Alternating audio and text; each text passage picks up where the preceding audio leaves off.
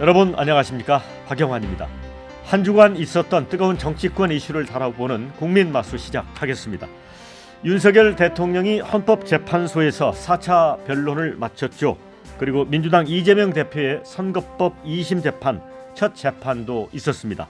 이 두 가지 현안을 포함해서 전국 상황 두 분 마수와 짚어보도록 하겠습니다. 국민의힘 홍석진 전 의원 나오셨고요. 민주당 광주 서구 양부남 의원님도 오셨습니다. 자, 두 분 반갑습니다. 네, 안녕하십니까. 네, 반갑습니다. 네. 안녕하세요. 자, 그러면은 국민마수 첫 번째 주제로 바로 넘어갑니다.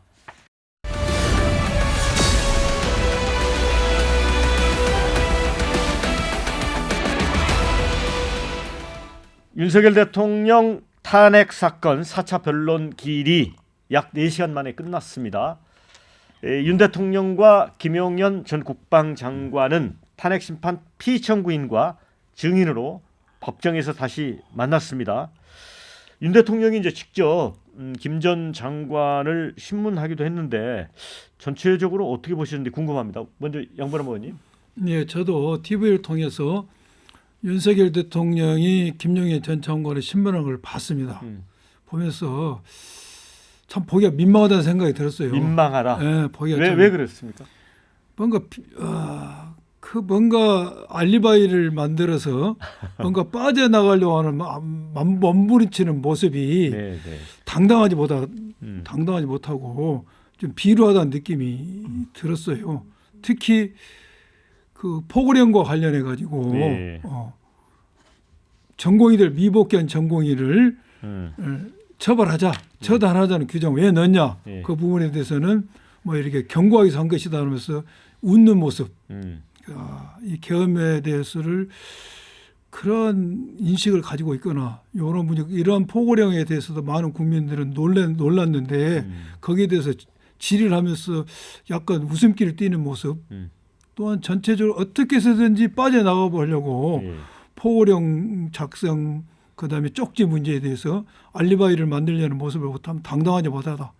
계엄을 선포해서 왜냐면 지금 쿠데타인데 친위 쿠데타를 이렇게 해서 실패하면은 거기에 대해서 그걸 책임을 감수할 자신감도 없이 했는가. 또한 본인이 최초에 이 계엄을 선포하고 나서 언론에 나타났을 어떤 수사든 탄핵이든 정정당당하게 임하겠다는데 정정당당하게 임하겠다는 모습이 이런 모습인가 싶어서 보기도 안타깝습니다. 네.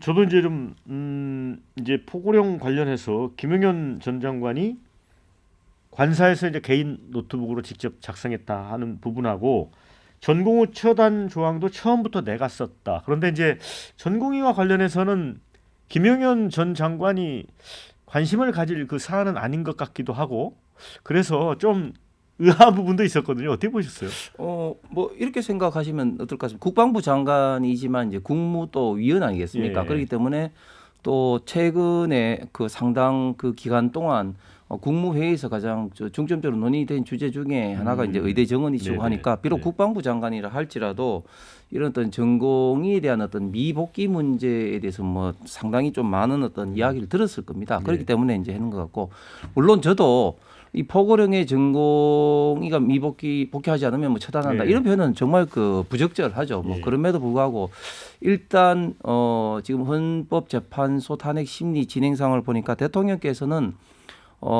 그 헌법재판소 탄핵 심리 적극적으로 임하겠다. 특히 뭐 생방까지도 요구했을 정도로 했는데 지금 현재 그런 어떤 대통령께서 탄핵 심리에는 뭐 어떤 것보다 좀 적극적으로 임하시는 것 같습니다. 그런데 결국 또 그렇게 될 수밖에 없는 게 이 비상계엄의 선포권자 그리고 또 헌법상에 주어진 유일한 이 선포권자는 또 대통령이고 그 과정이라든지 그런 거는 누구보다도 굉장히 많이 알고 있고 가장 잘 알고 있기 때문에 그런 것들에 대해서 국민들에게 소상히 좀 설명을 하고 특히 지금 가짜뉴스 혹은 또 언론의 왜곡 보도된 이런 부분도 상당히 있기 때문에 이런 어떤 부분에 대해서는 사실관계를 명확하게 할 필요성이 있어서 이제 앞으로도 대통령께서 이제 많이 이제 나오시고 이제 설명하실 것 같은데 저는 두 번의 3차, 4차 변론 때 대통령이나 김용현 장관이 말씀하는 걸 통해서 저도 조금 궁금했던 부분들도 상당 부분 또 해소되는 그런 어떤 부분들도 상당히 좀 많이 좀 나왔습니다. 근데 이제 그동안 이제 국회에서 나왔던 이제 군 지휘관들의 증언 가 이제 윤 대통령의 진술이 이제 배치되는 측면이 있었고 또 김영현 전 장관에게 책임을 떠넘기는 듯한 그런 면도 있어서 사실은 두 분 사이에 또 진실 공방이 오가지 않을까. 그런데 의외로 호흡이 착착 맞았고 예. 직접 신문도 보면 뭐 윤 대통령이 이렇게 하면은 또 거기에 호응해서 답변을 하고 그래서 어느 신문은 장세동을 떠올리게 한 김영현 전 국방장관이다 이런 기사도 뽑았더라고요. 그게 무슨 뜻일까요, 그게? 그러니까 방금 말씀하셨고 언론에서 일부 언론에서 문제를 제기한 것처럼 뭔가 김영현 전 장관이 책임을 뒤집어 쓰는 듯한 인상 이걸 보면서 많은 사람들이 말을 맞췄을 거라고 이제 생각을 하고 있습니다. 그리고 그런 뉘앙스도 있죠. 지난번에 장세동 같은 그런 모습인데 저는 어떠한 모습으로 비치냐 이게 중요한 게 아니라 네. 대통령으로서 그러한 비상계엄을 선포하고 그랬다면은 거기에 대해 책임지는 모습을 보이는 게 중요한 것이지 미세한 부분에 있어서 뭔가 법률적으로 사실적으로 틈바구를 만들어보는 그 모습이 당당하지 않다는 거예요. 예를 들어볼까요? 포고령에 있어서도 어찌됐든 그걸 누가 작성했냐고 중요한 것이 아닙니다. 최종적으로 그 내용을 대통령이 수용한 거 아닙니까? 그리고 그 포고령의 가장 중요한 부분 제1호 국회의 정치활동을 금지했다는 부분인데 우리 현행법은 계엄법에 의해서도 헌법에서도 계엄 비상계엄 상황에서도 국회의 정치활동 금지할 수 없도록 되어 있습니다. 그러자면 이 비상계엄을 대통령이 선포할 수 있지만은 국회가 해제 요구를 할 수가 있거든요. 그래서 79년도 12.12 군사 코다트 때 이랬던 비상계엄 80년대 5.17 확대했던 계엄에도 그런 국회 활동 금지 규정이 나오지 않았다는 거 아닙니까? 그런데 누가 작성했냐 중요한 게 아니라 저는 그것을 수용했다는 것이 대통령이 또한 그 각 국무위원들이 줬던 쪽지 문제에 있어서도 여러 가지 정황을 보면은 지금 누가 거짓말한지가 드러나고 있는 겁니다. 김용현 장관이 쪽지를 워드로 작성했다고 자기 관사에 썼다는데 대통령의 지시 없이 어떻게 각 국무위원에게 쿠데타 때 비상계엄돼야 될 임무를 자기 마음대로 적었겠습니까? 당연히 대통령이 지시를 받았고 적은 내용을 대통령의 확인을 받았겠죠.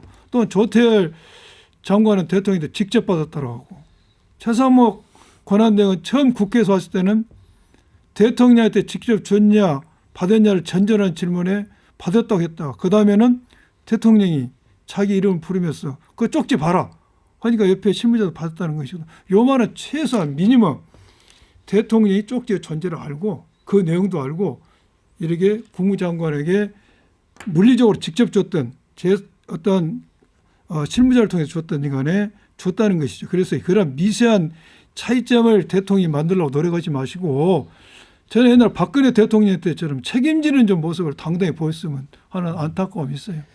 근데 국회 군투입과 관련해서도 완전히 이제 엇갈리는 증언이 나왔습니다. 이제 곽종근 특수사령관은 대통령이 전화를 해서 헬기를 탄 707 특수산 임무단 어디쯤에 이렇게 물었다고 이제 진술을 한 바 있는데 김영현 전 장관은 특전사 헬기 투입 등은 내가 직접 작전을 세웠고 대통령에게 보고 안 했다 이렇게 진술했습니다.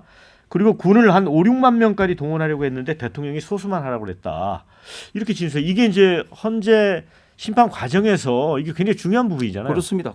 왜냐하면 일단 이번 비상계엄이 정말 대통령직을 수행할 수 없을 만큼 위헌적이고 법률적이어서 중대한 어떤 위반 사유가 좀 있게 되기 위해서는 일단 기본적으로 국회를 어떻게 이제 진짜 어떤 봉쇄를 했느냐, 뭐 그리고 거기 따른 어떤 그런 여러 가지 문제점이 있었느냐 이런 것을 이제 볼 수밖에 없는 그런 상황인데 사실 누구나 알듯이 처음에는 군대를 이제 그 특수사 그리고 소방사를 중심으로 해서 280명이 갔다가 추가적으로 한 7, 80명 정도 더 또 동원이 실탄이 없는 대로 이제 동원이 됐죠. 이제 그런 어떤 과정에서 사실 저도 12월 3일 비상계엄 때 모 방송에 이제 방송을 이제 하다가 그 이야기를 듣고 방송을 마치고 걱정이 돼서 이제 국회를 경유해서 이제 갔습니다만은 그때 이제 국회에서 일부 조금 약간 입구에서 실랑이 있었습니다만은 다 이제 예. 출입이 이제 다 예. 됐었죠. 그렇기 때문에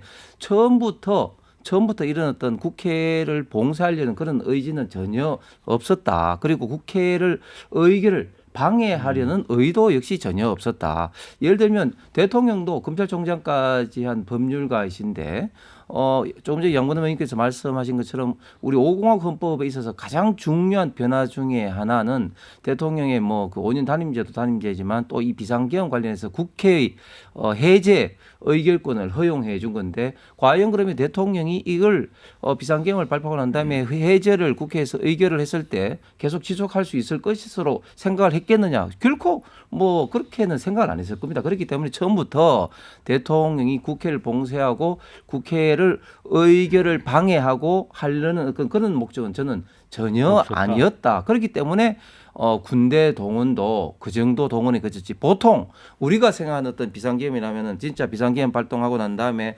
국회를 비롯해서 또 언론기관도 장악하기 위해서 다 막 군대가 막 가고 했던 그런 것을 우리가 좀 생각을 하기 쉬운데 이번 비상계엄은 전혀 그런 것들이 아니었다는 것이 군대 동원에 있어서도 저는 드러나지 않나. 그리고 어제 정언에 있어서도 결국은 대통령의 뜻이 소수의 어떤 병력만 한다는 거기에서부터 이번 비상계엄에 있던 진정한 의도가 드러나지 않았나 그렇게 생각합니다. 그러면 이제 탄핵 심판정에서 윤 대통령 대리인단이 그런 주장을 했습니다.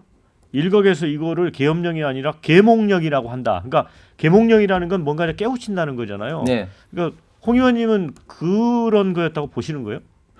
그게 뭐 그 대통령이 그 의도가 저는 어땠든지 간에 지금 현재 어제도 말씀하신 게 이것은 국민에 대한 어떤 호소 그리고 야당에 대한 경고 특히 헌법을 지키고자 하는 본인의 어떤 국민에 대한 호소다 이런 어떤 말씀을 하셨는데 사실은 저는 그런 말이 일면 또 이해가 되는 부분이 그 이전에 비해서 지금 윤석열 대통령에 대한 지지율이라든지 또 정당 지지율이라든지 이런 게 그 엄청나게 지금 올랐습니다. 대부분의 어떤 여론조사에서 국민의힘 여론이 지금 민주당보다 지금 앞서가고 있는 그런 어떤 추세인데 왜 이런 어떤 일이 발생되느냐? 그 전에는 민주당이 지금 29번이나 탄핵을 하고 예산이 헌정 사상 최초로 수정 예산을 통과시킨다든지 그리고 입법 폭주 그리고 뭐 특검 폭주를 하는 것에 대해서 국민들이 이런 어떤 부분에 대해서는 좀 생업에 바쁘시고 하기 때문에 좀 잘 인식을 못했는데 이번 비상계엄을 통해서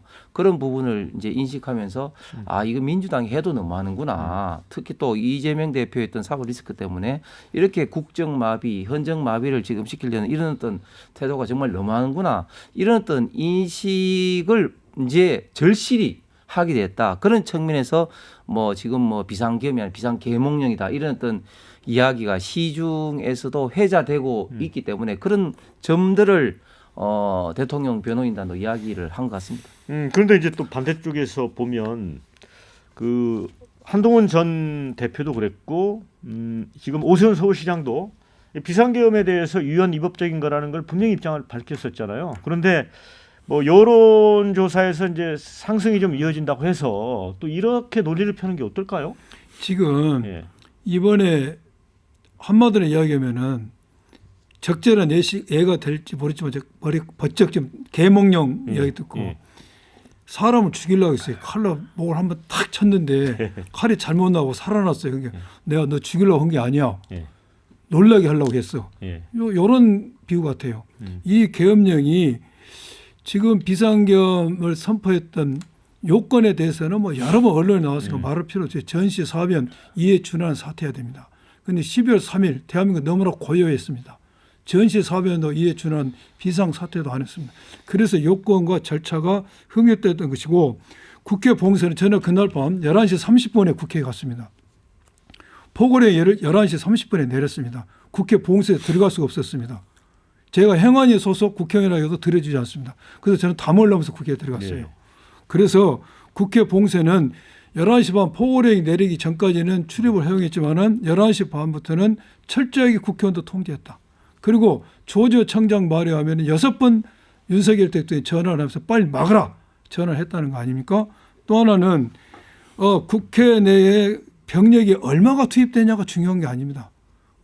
무장한 군인이 국회 번외장으로 들어오려고 했다는 그 자체가 중요한 것이고, 또한 번외장에서 국회의원을 끄집어내라는 소리를 특전사령관이 뭐 문을 부수고라도 총을 쏴서라도 이런 말을 증언을 하고 있지 않습니까? 그러면은 특전사령관이나 조지호의 진술이 신빙성이 있는 것인지, 이 사람들보다는 대통령과 더 긴밀한 관계에 있는 김용은의 진술이 신빙성이 있는 것인지, 이 문제에 있어서는 누가 판단해봐도 조지호나 특전사령관, 수방사령관의 진술이 신빙성이 있다고 볼 수밖에 없는 것입니다. 그리고 이게 많은 사람들이 이야기한 것처럼 민주당이 예산 삭감하고 입법 폭주하고 탄핵하니까 이런 국회에 대해서 계몽하기 위해서 겁주게서 했다는데, 국회는 원래 그런 것입니다. 입으로 싸움하는 것이 국회입니다. 그럼 어떻게 해야 되죠? 군을 동원해서 겁주려고 할 게 아니라 협치를 발휘하죠. 정치력을 발휘해서 그런 대화의 문구를 트는 것이 합리적이지, 국회가 마음에 안 들고 이러니까 가서 군인을 보내고 무장한 경찰과 군을 보내서 겁을 주겠다는 것은 말이가 맞지가 않습니다. 그리고 비상계엄이 위법하다는 것은 이미 모든 보수에서도 인정하고 있는 거 아닙니까? 그래서 저는 계몽령이라는 말은 제가 조금 전에 언뜻 떠올라서 이야기한 것처럼 사람 죽이려고 칼 한 번 썼는데, 예? 안 죽으니까 너 겁주려고 했다고 생각이 드는데, 지금 이 비상계엄이 실패했어요. 친이 쿠데타가 실패한 이유는, 첫째는 시민들과 현장에 동원됐던 군인들의 어떤 시민들의 적극적인 방어, 군인들의 소극적인 태도가 우리 민주의식이 컸다는 것이죠. 그 두 번째는 많은 국회의원들이 도망갈 줄 알았을 겁니다. 그런데 많은 야당 의원들이 담을 넘고 모든 어떤 리스크를 안고도 들어와서 속히 해제 결연을 했기 때문에 이런 거 아닙니까? 해제 결연을 모르겠다는 말이 안 돼요. 특전사령관이나 이 사람 진술은 정족수 안 되는데 빨리 끄집어내라고 이야기했다는 거 아닙니까? 그래서 요 말은 너무 비루하다. 변명이 저는 그 생각이 들어요. 글쎄 뭐 그런 방금 말씀하신 특전사령관이라든지 이런 어떤 사람들의 진술이 신빙성은 좀 따져봐야 되겠죠. 왜냐하면 곽종근 특전사령관의 이야기가 계속 달라졌어요. 왜냐하면 처음에는 비상계엄을 언제 알았냐 했더니 방송을 보고 알았다 했다가 또 김병주 의원 그 유튜브에 나와서는 뭐 며칠 전에 뭐 알았다고 이야기했다가 또 어떤 또 진술에서는 대통령이 도끼를 부수고라도 들어가라고 끌어내라. 이야기했는데 또 나중에는 나는 도끼 이야기 한 적은 없다. 그렇게 이야기를 했어요. 그다음에 처음에 또 김병주 의원하고 박선호 의원 유튜브에 자세히 보시면은 어제 김용현 장관이 이야기했던 그대로 이야기입니다. 요원들하고 국회 직원들하고 엉키니까 사고 날지 모르니까 요원들을 끌어내라고 내가 이야기했다. 의원들이 아니라 거기 유튜브에 나와요. 요원들을 끌어내라고 이야기했다 하니까 옆에 있던 김병주 의원이 의원들을 끌어내라 했단 말이죠. 하니까 예 하고 이런 식으로 또 말을 바꿉니다. 그렇기 때문에 곽종근 사령관의 이야기가 어느 정도의 타당성이 있느냐는 좀 따져봐야 될 것 같고, 그리고 저는 이번 비상계엄이 일부 문제가 있다는 것도 저도 이제 인정을 하지만, 결국은 대통령의 지금 탄핵 심리에 대해서는 중대한 위반이 있어서 대통령직에 수행할 수 없을 정도가 되느냐가 결국은 이번에 이제 쟁점이 될 텐데, 일단 비상계엄의 어떤 목적이 친위 구태타다 이렇게 저는 정의하는 것은 좀 너무 섣부르다. 왜냐하면 비상계엄을 통해서 그럼 대통령이 얻을 수 있는 게 본인이 그러면 종신 대통령, 종신 총통을 하기 위해서 이런 것을 했습니까? 저는 절대 그렇지 않다. 왜냐하면은 구체적으로 뭐 어떻게 뭐 헌법을 바꾸고 어떤 목적을 하는 그런 게 지금 현재 전혀 의도가 없었다는 게 지금 이제 드러나고 있지 않습니까? 그리고 지금 좀 전에 양분남 의원께서 이제 11시 반 이후에 못 들어갔다 했는데 그렇지 않습니다. 11시 반 이후에 국회의원들뿐만 아니라 보좌관들도 다 들어갔습니다. 그거는 저도 현장에 있었기 때문에 그걸 봤고요. 그렇기 때문에 국회를 처음부터 봉쇄할 저는 의도가 있었다면, 예를 들면 금요일이라든지 토요일이나 이렇게 국회의원들, 특히 지방의 지역구를 두고 있는 국회의원들이 없을 때 하면 의결 정족수에 못 맞추기 때문에 당연히 그렇게 했을 텐데 처음부터 그런 저는 의도가 아니었다. 그리고 입구에서 정문 입구에서부터 통제를 하지 않았다는 것은 저는 사실인 것 같습니다. 그래서 저는 양 의원님께 이제 자 이거 말씀 예, 제가 검사를 제가 해보셨으니까 11시 반에 여쭤보고 싶어요. 봉쇄가 돼서 못 들어가게 막고요. 그래서 국회의원들이 월담을 했고 또한 조지호 경찰청장 증언에도 11시 반부터 문을 완전 봉쇄했습니다. 네, 다음 좀 해주세요. 그러니까 저는 이제 검사를 하셨으니까 양 의원님께 지금 이제 진술들이 약간씩 이제 바뀌기도 하고 서로 이제 충돌을 하잖아요. 예. 그럼 이른바 이제 특수전 사령관이라든가 여인영 방첩 사령관이라든가 이런 진술이 김영현 국방장관 진술하고 이렇게 엇갈렸을 때 예, 예. 그게 법정에서는 어떻게 판단을 하는 겁니까? 이게 진술이 서로 엇갈렸을 때는 그 증언하는 사람이 이 증언을 해서 누군가 이익을 얻을 사람과 관계를 중시 여깁니다. 예.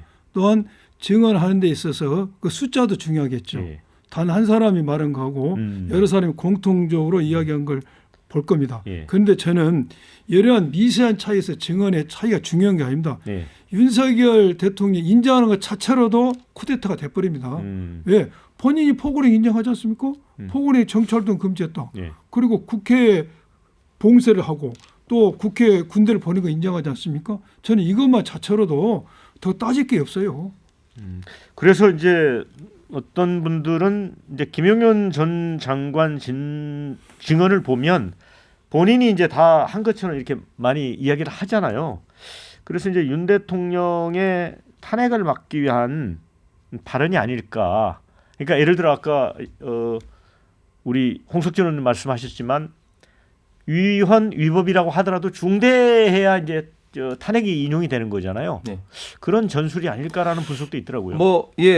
저는 일단 김영현 장관은 국방부 장관으로서 비상계엄의 주무장관입니다. 그렇기 때문에 주무장관으로서 포고령을 이제 본인이 했고 대통령도 한번 봤다고 했지만 대통령이 그렇게 자세히 볼 수 있는 그런 어떤 시간적 어떤 여유는 없었다고 이야기를 하는데 그 한번 대통령이 봤다는 이유로 완전히 그게 탄핵이 돼야 될 어떤 결정적인 이유가 되는가 좀 그 점에 대해서는 조금 반론을 제기하고 싶은 게 예를 들면 이재명 대표가 성남시장으로서 예를 들면 대장동이라든지 백현동이라든지 모든 것에 대해서 다 사인했습니다. 사인을 했는 그 서류가 있습니다. 그러면은 그 서류 자체로 인해서 그러면 이재명 대표가 유죄다 이렇게 단정 지을 수는 또 없는 거 아니겠습니까? 그렇기 때문에 포고령 자체를 한번 검수를 했다는 그 이유가 곧 탄핵하고 연결된다. 이거는 너무 좀 지나친 확대 해석이 아닌가 생각합니다. 양 의원님 어떻게 보세요? 우리가 탄핵은 위헌 위법이 있을 뿐만 아니라 그 직무를 수행하기에 심대한 하자가 있어야 됩니다. 그건 맞아요. 그런데 지금 위헌 위법적인 비상계엄을 선포하고 군과 경찰을 동원해서 중앙선관위 그리고 국회를 봉쇄했습니다. 이것은 반민주적인 겁니다. 네.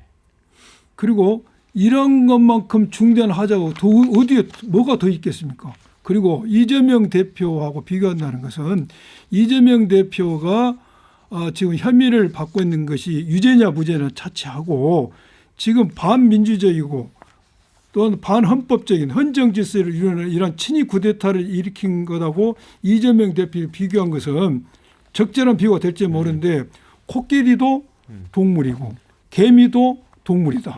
그러니까 둘 다 똑같다? 비교 자체가 넌센스인 겁니다. 그리고 이러한 반헌법적, 반민주적 이런 쿠데타를 일으켰는데 이걸 어떻게 이래서 이 사람에게 대통령직을 수행하게 내버려 두겠습니까? 저는 현재 결정은 그냥 내버려 둬도 당연히 인용입니다. 이걸 인용하지 않으면 현재 존재 의미가 없는 것이죠. 반민주적이지 않습니까? 이런 행동 쿠데타를 일으켰다는 게. 그래서 이것은 우리가 보수 세력에서도 옹호하고 싶겠죠. 그러나 옹호할 것이 따로 있는 것입니다. 이러한 보수든 진보든 우리가 정치를 하는 사람들은 대한민국의 정치를 목적은 뭡니까? 민주주의를 위한 것입니다. 정당이 존재하는 것도 대의민주주의를 위해서 존재하는 것인데 이번에 윤석열 대통령이 한 행위는 반민주적인 행위예요. 이걸 우리가 옹호하면 안 되는 것이고 이런 헌재에서 정확한 심리가 있겠지만은 어떻게 어제 3차, 4차 변론기를 보십시오. 거기서 보여준 대통령이라는 사람의 어떤 언동을 봐서도 계엄을 떠나서도 이것은 대통령직을 맡기기 위해서는 부적절한 인식을 저는 했으라고 생각이 들어요. 네. 자, 여기까지 듣고 두 번째 주제로 갑니다.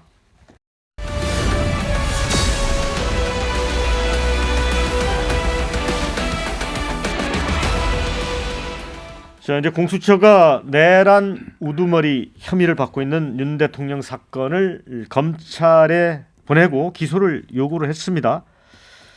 자, 어떻습니까? 그런데 검찰의 수사 의지를 놓고는 퀘스천 마크를 찍는 사람이 많단 말이죠.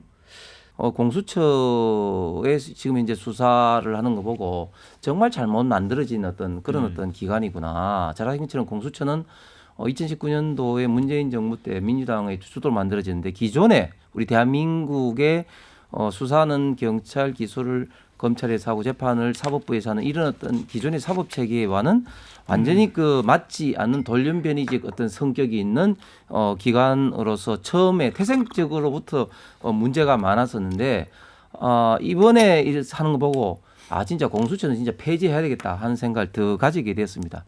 우리가 인생은 뭐 공술의 공석을 하는 그런 어떤 표현도 있지만 이번에 공수처의 수사는 진짜 이런 그대로 빈손으로 끝났기 때문에 공술의 공수처다 이런 생각도 드는데 저는 크게 두 가지 문제점이 있었다. 첫 번째 근대 사법 시스템의 가장 중요한 것은 첫 번째 이제 피의자 인권 보호고 두 번째는 절차적 어떤 법치주의, 어떤 민주주의 지키는 것인데 일단은 인권 보호에 있던 측면에서 현직 대통령 이전에 한 사람의 국민으로서 지금 대통령에 대한 거 보면은 하루 종일 헌법재판소에서 탄핵 심리를 하고 오는데 또 구치소에 가서 또 옥중 조사를 하려고 하는 거라든지 서신이라든지 또 가족 면회까지도 다 이렇게 하는 걸 보면서 야 이거는 정말 기본적인 인권까지도 침해하는 거구나 이런 어떤 생각이 들었고 두 번째 수사권이 없는 공수처가 무리하게 영장 쇼핑, 판사 쇼핑을 해가면서 영장을 강제 집행하는데 형사소송법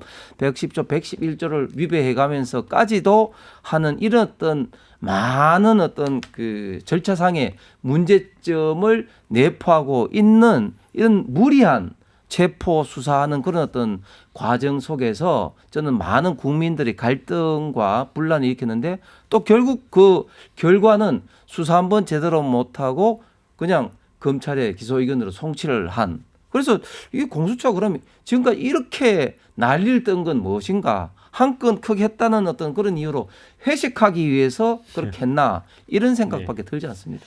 양 의원님, 뭐 공수처가라도 윤석열 대통령을 체포를 했잖아요. 네. 공수처가 이번에 윤석열 대통령 수사 이전에도 과연 제대로 기능을 하고 있는지에 대해서는 사실 많은 국민들이 회의를 한 건 회의를 어떤 신뢰를 하지 못한 건 맞습니다. 이 조직이 제대로 기능을 할 수 있도록 여러 가지 보완을 해야 된다는 생각이 듭니다. 특히 공수처 검사나 수사관은 비정규직입니다. 신분과 정년이 보장되지 않은 사람들입니다. 그렇기 때문에 어떤 비전이 없어요. 그래서 앞으로 공수처의 수사관과 검사를 선발할 때 이걸 정년을 보장된 신분제를 해야 되는 생각이 들고요. 두 번째는 많은 사람들이 공수처가 이번에 수사한 것이 적법하지 않다라고 주장합니다. 거기에서는 두 가지를 주장하죠. 첫째는 관할권이 없다고 이야기하고 있습니다. 그 관할권이 없는 부분에 있어서는 지금 공수처나 검찰에서는 직권남용죄와 관련된 범죄를 수사할 수 있다는 근거를 가지고 수사를 했습니다. 여기에 대해서 여러 가지 논란이 있었지만은 일단 우리 법률의 최종 판단을 할 수 있다는 사법기관에서 5번에 걸쳐서 공수처에 수사하는 데 문제가 없다고 해서 일단락 수사권 문제를 매듭을 지어준 겁니다. 5번이 뭐죠? 체포영장 2번, 그리고 집행이의신청에 대한 1번, 체포적부심 기각 1번, 구속영장을 발부함으로써 관할권은 일단 일단락 문제가 된 것입니다. 또 하나는 방금 우리 홍 의원님이 말씀하신 것처럼 꼭 체포를 해야 되느냐 이런 문제 보여주기 위한 수사 아니라고 하는데 수사에 있어서는 조사도 중요하지만 형평성이 굉장히 중요합니다. 윤석열 대통령의 지시를 받아서 이런 쿠데타를 일으켰던 장성과 경찰 수뇌부 다 구속이 됐습니다. 다 체포가 돼서 구속이 됐습니다. 일반적인 형사사법에 있어서 잡범도 지시자는 구속이 안 되고 체포가 안 되는데 실행자만 체포되고 구속되는 것은 형평에 어긋나는 것입니다. 그렇기 때문에 이것은 당연히 체포를 해서 구속해야 되는 게 법에 의한 형평이 맞았던 겁니다. 네. 자, 이런 가운데 이제 김건희 여사에게도 이제 비화폰이 지급됐다. 이런 폭로를 민주당 윤건영 의원이 제보를 받아서 했습니다. 근데 비화폰은 암호화돼서 이제 음성이 가기 때문에 도감청이 안 된다는 걸로 돼 있죠. 그런데 이제 그 내란 청문회에 나온 김성훈 경호처 차장은 확인해 줄 수 없다 이런 입장이었고, 아마도 이제 윤건영 의원은 다른 정보보다 비화폰이 뭐 여러 장관들에게까지 폭넓게 지급이 됐기 때문에 요 시점이 이른바 계엄을 모의하던 시점과 좀 관련성이 있지 않느냐 이렇게 생각을 하는 것 같아요. 어떻게 보세요? 이 주장에 대해서는? 저는 뭐 그 최근에 뭐 비상계엄 이후에 뭐 제보를 받아서 뭐 이야기하는 예. 것에 대한 신뢰성은 저는 별로 인정하고 싶지 않은데 예. 뭐 가장 유명한 우리 김어준이 나와서 제보를 받아서 한동훈 사사서 예. 이야기했지 않습니까? 얼마나 많은 어떤 국민들이 웃었습니까? 그리고 또 최근에도 보면은 안규백도 위원장, 국정특위위원장이 또 대통령의 어떤 도주 우려, 뭐 그런 이야기를 하는 거죠. 물론 뭐 그런 걸 통해서 대통령의 어떤 신뢰성, 국민적으로 어떤 신뢰성을 떨어뜨리는 그런 어떤 정략적인 그는 어떤 이해는 가지만 그러나 좀 국가적으로 봤을 때 현직 대통령에 대해서 국가 원수에 대해서 그렇게 하는 게 저는 민주당에게도 결코 이롭지 않다. 그런 게 결국은 민주당이 저는 지지율을 떨어뜨린다고 생각합니다. 그리고 심지어 그 장경태 의원 같은 경우는 비상계엄 시에 또 김건희 여사가 뭐 성형외과 같다 이런 또 의혹도 제기를 했죠. 그렇게 그런 상황에서 서로 이야기가 지금 이제 충돌되고 있는데 무슨 또 김건희 여사에게 또 비하폰 이야기를 하는 건지. 그래서 저는 처음부터 민주당은 그 대통령 어떤 경선, 대선 그리고 영분이 되고 난 다음에도 김건희 여사를 어떻게 보면 굉장히 좀 부정적인 이미지 죽이기 전략으로 그 줄리 의혹부터 수많은 의혹을 제기를 해왔는데 그 제기한 의혹 중에 상당수는 거짓임이 드러났음에도 불구하고 사과한 민주당 의원 한 사람도 못 봤습니다. 예. 양 의원님은 어떻게 보세요? 비화폰 논란. 비화폰 문제에 대해서 예.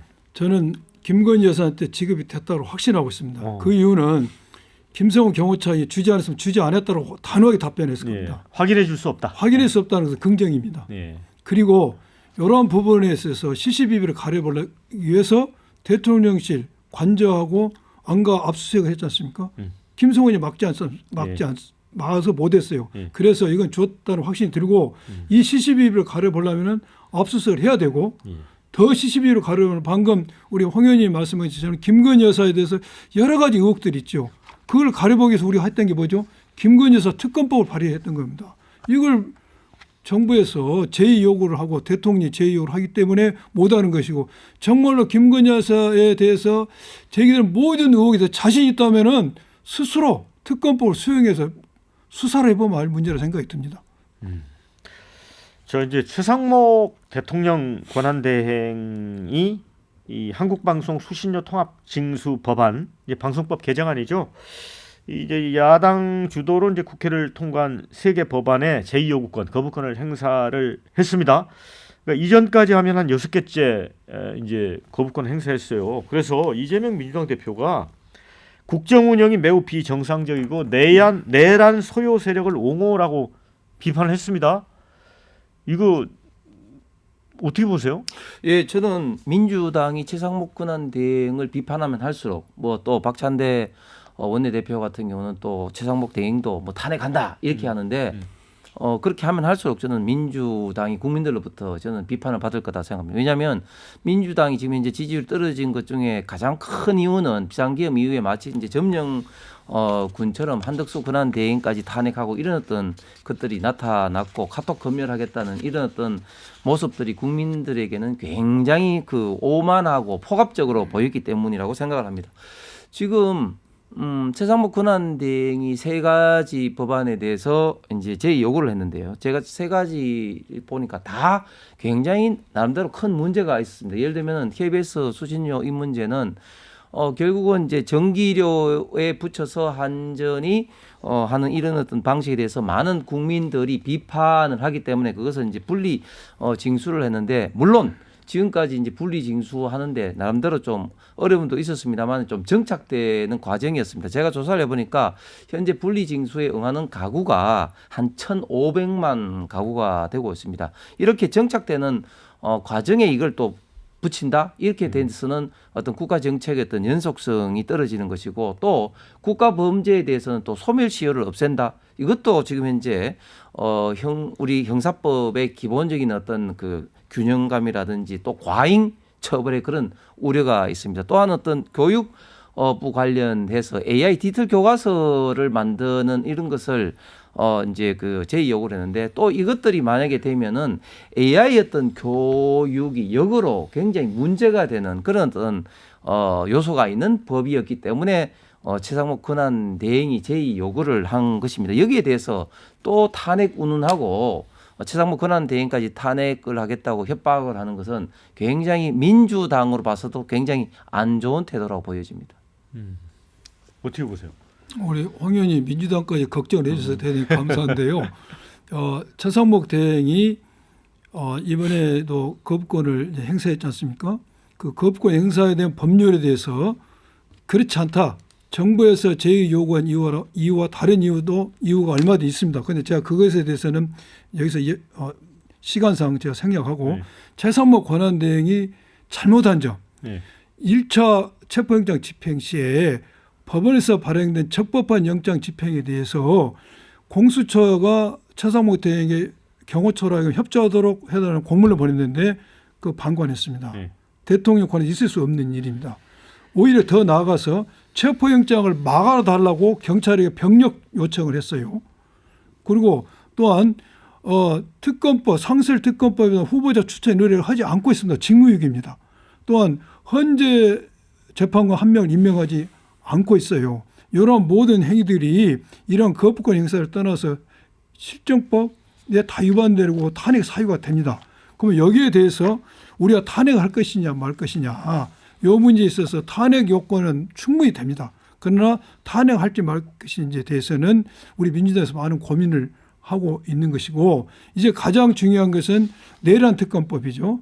내란 특검법에 대해서도 이제 31일 날 이걸 국민에 상정을 한다고 하는데 이 부분에 대해서도 만약 최상목 특검이 거부한다면은 그 명분은 더욱 없어지는 것입니다. 최상목 특검은 쪽지 받은 것부터 시작해서 어떻게 보면 이 내란에 공범적 성격을 띠고 있는 것입니다. 자기 범죄예요. 그럼 여기에 대해서 거부한다는 것은 자기 범죄를 피하기 위해서 거부한 것으로밖에 볼 수 없는 것이죠. 그래서 이번에 최상목 특검이 이제 다른 법률 거부한 것도 중요하지만은 내란 특검 거부는 굉장히 본인의 신임 문제, 본인 앞으로 거치 문제도 관련이 되어 있다는 걸 신중하게 받아들이고 인식할 필요가 있다는 생각이 듭니다. 자, 이제 세 번째 주제를 만나보겠습니다.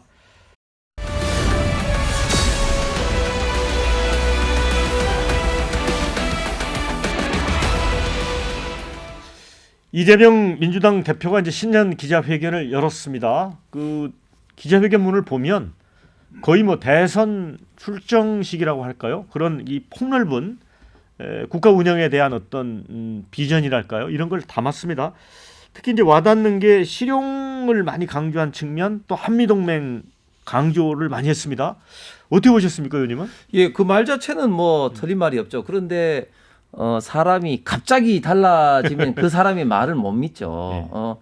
지금까지 그 미군에 대해서 점령군이다 이렇게 이야기하신 분이 한미 동맹을 강조를 하니까 참 이게 웃음이 나올 수밖에 없고 민주당도 김병주 의원 중심으로 한 80여 명이 한미 동맹 지지 결의안을 국회에서 발표를 했는데 그게 1953년 이후부터 우리 한미 동맹은 혈맹 관계로 국민들 누구나 다 알고 있는 건데 새삼스럽게 한미 동맹 지지 결의안을 하니까 그럼 민주당은 지금까지는 한미 동맹을 지지하지 않았나? 역으로 그런 좀 생각도 좀 듭니다. 그렇기 때문에 인생 만사가 다 그렇지만 결국 정치인의 어떤 말이 무게가 좀 실리고 국민들로부터 지지를 받기 위해서는 지금까지 어떤 행동이라든지 뭐 그런 것에 대해서 굉장히 좀 신뢰가 연속이 좀 돼야 되는데 그래 하지 못하다. 그다음에 또 최근에 그 이재명 대표 행보를 보면 거의 뭐 국가 원수급으로 시중은행 장과 뭐 이렇게 뭐 간담회도 하는데 그런데 시중은행 장과 간담회를 하면서 뭐 언론에 대해서는 광고를 끊는 그런 어떤 협박을 하고 있는 것은 언론 자유에 심대한 위협을 주고 있는 것이죠. 그리고 사실 민주당이 그동안에 일어났던 행태를 보면 지금 21대도 그렇지만 특히 22대에서 이렇게 압도적인 다수 의석을 국민들이 준 것은 단순하게 어떤 민주당 개개인보다는 우리 대한민국의 어떤 미래라든지 민생이라든지 이런 어떤 측면에서 제대로 좀 역할을 하라고 표를 준 건데 지금 우리 시청자 여러분들께서도 국민 여러분께서도 알다시피 22대 들어와서 민주당이 과연 그러한 어떤 대한민국의 어떤 미래를 위해서 입법을 한 게 있습니까? 지금 기억에 남는 것은 탄핵하고 특검 발의하고 그리고 각종 어떤 국정조사하고 이런 것밖에 기억에 남지 않는 지금 국회를 만들고 있다. 그렇게 생각합니다. 자, 이재명 대표께서는 이제 이념과 진영이 밥 먹여주지 않는다. 그래서 또 뭐 국민들 입장에서 보면 정치인의 이제 변신은 무죄입니다. 그리고 이제 이념과 진영에서 벗어나서 실용적으로 국가이익 차원에서 이재명 대표가 이제 행보를 하겠다는 건데 참 변신이 어려운 것 같아요. 우리 홍 의원님 비판을 보면. 예. 그러나 정치인은 예. 시대와 주어진 상황에 따라서 변신하지 않으면 정치인이 아니고 학자를 해야죠. 예. 그런 정치인은 어떤 상황에 따라 변화되고 지금 상황이 얼마나 민생과 경제가 어렵지 않습니까? 그럼 당연히 야당 지도자로서는 민생과 경제를 살리겠다는 화두를 내놓아야 되고 거기에 상응하는 행보를 해야 되죠. 그렇기 때문에 시중은행도 당연히 만나는 것이고 또한 지금 트럼프 2기가 출범했지 않습니까? 그럼 거기에 맞춰서 당연히 미국과 관계 설정, 좋은 관계를 하겠다는 발언을 한 건 너무나 당연한 겁니다. 그럼 이 상황에서 미국과 적지겠다고 한 거 지도자로 살 이야기는 아니지 않습니까? 그건 당연한 거다 이런 생각이 듭니다. 네. 그런데 이제 최근에 여론조사를 보면 이제 국민의힘이 민주당을 이제 앞서는 것도 좀 나오고 있고요. 특히나 정권을 다음 차기 대선에서 유지할 거냐 교체할 거냐를 물었을 때 유지하겠다는 응답이 많은 경우도 한 2건 정도 좀 나오고 있습니다. 그래서 이 여론조사의 어떤 변화가 이재명 대표로 하여금 실용 노선 쪽으로 더욱 빨리 가도록 만들었지 않느냐는 분석도 있거든요. 그렇다고 보세요? 예, 그렇습니다. 예. 당연히 이제 그렇게 볼 수밖에 이제 없고 사실 그렇기 때문에 참 정치가 어려운 게 사실 예측하기가 참 어렵습니다. 12.3 비상계엄 직후만 하더라도 민주당이나 좌파 진영에서는 박근혜 대통령 데자부를 기대했겠죠. 예, 예. 박근혜 대통령이 2017년 3월 10일 날 탄핵이 인용되기 전에 2016년 11월부터 지지율이 4% 5% 당시에 또 새누리당 지지율이 한 10% 내외가 되기 때문에 탄핵이 인용되고 난 다음에는 뭐 이거는 뭐 그 대통령 선거 할 필요도 없을 정도로 어떤 국민 여론조사에 기울어져 있는데 지금은 완전히 거꾸로 돼가지고 지금 이제 윤석열 대통령 지지율도 지금 거의 뭐 절반이 넘는 그런 어떤 지지율도 나오기 시작하고 정당 지지율도 지금 역전된 지지율이 훨씬 더 많이 나오고 있습니다. 그것은 뭐 국민의힘이 지금 잘했다고는 절대 볼 수 없고 단지 민주당이 마치 지금 점령구처럼 굉장히 좀 포갑적인 이런 어떤 자세 그리고 그동안의 어떤 행동들에 대한 어떤 국민들의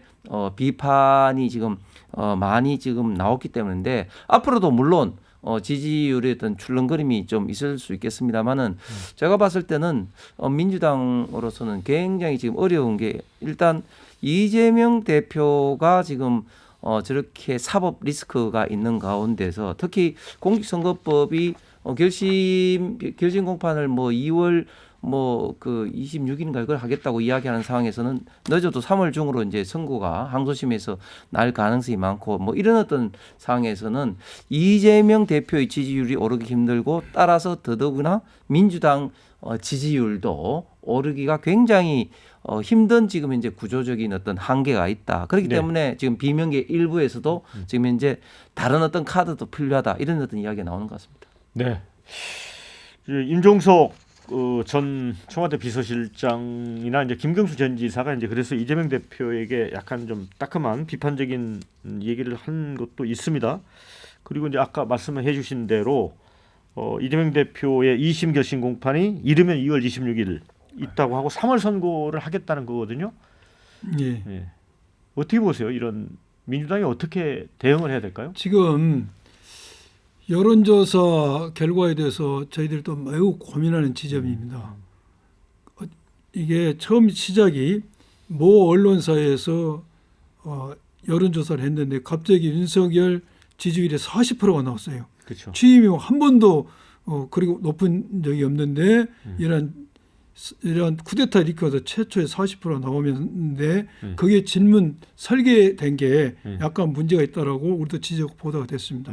그리고 그게 나비 효과가 돼가지고 예. 그게 새로운 여론을 만들어가면서 예. 이제 이런 격차를 내는 여론조사 나왔습니다. 예. 그러나 어찌됐든 여론조사는 여론조사입니다. 그래서 우리 민주당에서는 그러한 결과를 겸허히 받아들이고 예. 그 원인에 대해서 저희도 분석하고 있는데 이것은 제가 생각하기에는 보수층은 굉장히 어떤 위험 신호를 아는 거죠. 이런 내란으로 인해서. 그래서 예. 보다 결집을 하고 있고 진보는 너무 이런 시일이 많이 걸리면서 피로감을 느낀 것 같아요. 또한 민주당에 대해서 기대감이 높아요. 민주당에 대해서 많은 책임감을 요구하고 있는데 우리 민주당이 거기에 부응하지 못한 점이 있기 때문이라고 저는 생각이 듭니다. 그래서 저희들이 이 부분에서 겸허하게 대응하고 보다 더 민생과 경제에 중점을 둘 것이고 이재명 대표의 어떤 재판 그것은 저는 정확히 심리가 돼서 무죄가 선고되리라고 믿고 있고 예. 또한 이런 이재명 대표 선고가 3월 중순이나 초에 있습니다. 예. 그리고 설사 거기서 유죄가 선고된다 할지라도 예. 법률적으로 대통령 피선권이 없어진 게 아닙니다. 예. 대법원에 나와야 되기 때문에 그렇죠. 예. 그런데 그 상황에서 비명계나 다른 계에 통해서 대안을 모색한다는 것은 우리 단일대우 민주당에 도움이 되지 않다는 생각이 듭니다. 네, 자 그래서 이제 마지막으로 이진숙 방송통신위원장이 사실은 이틀 근무하고 탄핵 소추가 됐습니다. 그래서 헌법재판소가 최종 기각을 해서 직무에 복귀를 했어요. 그런데 그 진보 성향의 헌재 재판관 4명은 인용을 했고 보수 성향 4명은 기각을 했습니다. 그래서 이제 정적수 6표를 못 채워서 이제 실형 기각이 된 건데 자 이걸 놓고도 사실 걱정하는 목소리도 있더라고요. 이렇게 이념적인 편차에 따라 이렇게 결론이 다르게 난 부분에 대해서 어떻게 보세요? 지금 헌재가 지금 4대4 구조를 굉장히 좋아하는 것 같습니다. 예. 일단 우리 법 연구의 4, 비우리 법 연구의 4, 남여가 또 4. 예. 이번에 또 이진숙 또 예. 방통위원장 할 때도 또 4대4. 예. 예. 저는 윤석열 대통령 탄핵도 4대4가 될 수도 있겠다. 이런 어떤 생각도 해봅니다. 그런데 이진숙 방통위원장이 탄핵 기각이 되면서 저는 3가지 문제를 제기하고 싶은데 이게 174일 걸렸잖아요. 예. 이거 왜 이렇게 오래 걸립니까? 이게 이틀 근무한 건데. 그리고 그 사이에 어떤 문제가 있느냐. 지금 KBS라든지 그때는 헌재 재판관이 6인밖에 안 돼서 그걸 못했던 10년을 거죠. 계속 됐었죠. 예. 예. 그다음에 KBS라든지 MBC라든지 EBS라든지 지상파 재허가 못하고 지금 무허가로 예. 지금 방송이 송출되고 있습니다. 이런 국가적인 어떤 문제에 대해서 헌재가 너무 태만하다. 그런 문제 제기를 하지 않을 수 없고. 그다음 두 번째 지금 문제는 자 이렇게 탄핵이 기각됐는데 민주당 책임이 없냐? 민주당 이렇게 많이 탄핵 시켜놓고 그러면 기각이 되든 안 되든 뭐 책임이 없는 거냐? 이런 문제를 제기하지 않을 수가 없고 마지막 3번째는 결국 이번에 탄핵 심리의 핵심적인 사항은 방통위법상의 제적 과반수라는 것을 두고 이제 해석을 해서 이제 위법이다 아니다 이렇게 됐는데 결국은 이제 제적이라는 건 기존에 있는 방통위원이다 이게 이제 나머지 기각을 한 4분의 뜻이었습니다. 자, 그렇게 되면 지금 이걸로 인해서 지금 서울행정법원에도 그 MBC 박문진의 권태선 이사장을 비롯해서 이것까지도 이게 위법이다 해가지고 그분들의 인용을 지금 받아들였잖아요. 그러면 이건 또 어떻게 되느냐는 거죠. 이건 빨리 정리를 해야 될 사항입니다. 네, 양 의원님. 예. 그 방통위원장 복귀 관련해서 이제 민주당 책임론도 제기를 했거든요. 어떻게 보세요? 민주당이 책임질 일은 아니고요. 예. 이게 얼마든지 그 민주당 입장에서는 탄핵 소추를 의결할 만한 상황이었고 네. 왜냐 방송이 5인체제 합의제 기구이지 2인체제 독임제 그 취지는 아니었거든요. 또한 그 결과도 뭐 8대 0도 아니고 4대 4로 의견이 나왔습니다. 그래서 민주당 책임론을 논하는 것은 적절치 않고 우리가 중요한 것은 탄핵 소추에 기각이 됐다 해서 그 위법성까지 치유된 건 아닙니다. 박문진 이사 임명 처분 정지 신청에 대해서 가처분이 받아들였고 법원에서도 그 인용이 됐습니다. 그렇기 때문에 파면이 안 되는 때문에 이 처분이 적법하다는 것은 입고로 될 수가 없습니다. 또 하나는 이번에 탄핵 기각이 됐기 때문에 윤석열 탄핵에 대해서도 그 영향을 미칠 것이다. 천만에 맞서 그렇지 않습니다. 이준석에 대한 탄핵과 윤석열에 대한 탄핵은 제가 조금 전에 했던 코끼리와 개미 비교입니다. 그래서 염려 안 하셔도 되는 생각이 듭니다. 네, 자 마무리할 시간이 됐습니다. 두 분께 3, 40초 정도 시간을 드리겠습니다. 마무리 말씀 홍석현 의원님. 예. 지금 대한민국이 이렇게 혼란스러운 어떤 상황에서 세계는 지금 급변하고 지금 트럼프 행정부 2기가 지금 나왔고 또 중국의 엄청난 어떤 그 경쟁력으로 인해서 우리 대한민국의 경제 산업이 굉장히 어렵습니다. 이런 상황에서 우리 정치권은 좀 더 신중을 해야 된다. 지금 대통령의 지금 탄핵 그 심리는 헌재에 맡기고 좀 더 생산적인 어떤 의정 활동을 통해서 어떤 국민들에게 희망과 그리고 국민 경제 생활에 안정을 주는 좀 그런 어떤 모습을 보여야 되는데 그렇지 않은 상황이 우리 대한민국 국민들이 국회를 더 불신하고 걱정에 빠지는 그런 어떤 상황이 아닌가 생각합니다. 자, 양분한 의원님. 예, 지금 이 어려운 상황에서 우리 정치권이 해야 될 일은 이제 수사와 헌재는 법의 영역으로 돌려주고 우리는 본래의 정치의 영역으로 돌아와서 민생을 살리고 경제를 살려야 됩니다. 그러기 위해서는 국민의힘 측에서 지금 문제되는 내란 특검법도 통과될 수 있도록 하고 헌재 임명권도 3명으로 맞춰줌으로써 모든 게 완성체로서 헌재는 헌재 역할을 수사기는 수사 역할을 우리는 정치의 영역으로 돌아서 민생과 경제를 살릴 수 있도록 했으면 하는 게 제 바람입니다. 네, 자, 두 분 수고 많으셨고요. 함께해 주신 여러분께도 감사하다는 말씀을 드립니다. 저는 다음 주에 찾아뵙도록 하겠습니다. 자, 수고하셨습니다. 감사합니다.